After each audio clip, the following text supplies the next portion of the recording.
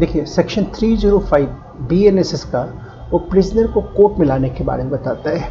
आप देखिए, chief judicial magistrate या मैजिस्ट्रेट फर्स्ट क्लास ने प्रोडक्शन वारंट इशू किया है किसी भी पर्सन के लिए जो जेल में बंद है, और किसको कंप्लाई करना है, तो जो प्रिजन का इंचार्ज है, जो जेलर साहब है, उनको कंप्लाई करना है। उनकी ड्यूटी है कि वो उस पर्सन को कोर्ट में लेकर के आए।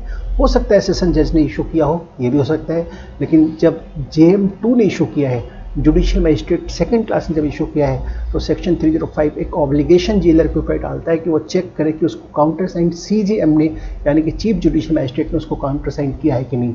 हाँ किया है तो चलिए ओके। अब उनकी रिस्पॉन्सिबिलिटी होती है कि वो उस प्रिजनर को लेकर के कोर्ट में पहुँचे, वो ना आए, वो अपने किसी नुमाइंदे को भेजे, कोई दूसरे ऑफिसर्स होंगे, दूसरे पुलिस वाले होंगे जेल में, उसके थ्रू उसको कोर्ट में भिजवाए।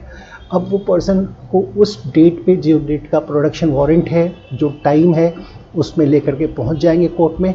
लेकिन जब तक कोर्ट में उसका नंबर नहीं आ रहा है, हो सकता है वो 12 बजे दिन में कोर्ट पहुंच के उसको लेकर के, और 3 बजे उसका नंबर आने वाला है, तो वैसे सर्कमस्टेंस में उतने देर तक उसको वहीं जेल में लॉकअप होता है, कोर्ट में लॉकअप होता है, वहाँ पे बंद करके रखे, और आराम से फिर 3 बजे उसको निकाल करके कोर्ट में प्रेजेंट करे, और कोर्ट फिर ऑर्डर करे कि जाओ अब इसको लेकर के जाओ, तो वो उसको लेकर के चले जाए। तो जब तक उसकी एग्जामिनेशन होती है, उनकी पूरी एग्जामिनेशन होने दें, लास्ट में कोर्ट खुद ही ऑर्डर करेगी इसको आप प्रिजन में ले जाओ। तो ये एक जेलर को रिस्पॉन्सिबिलिटी दी गई है section number 305 of the BNSS में। लेकिन इसमें एक बात लगी हुई है, subject to the provision of section 304। आपने 304 पढ़ा होगा। 304 में आपको अच्छी तरह से याद है 304 में क्या मैटर था।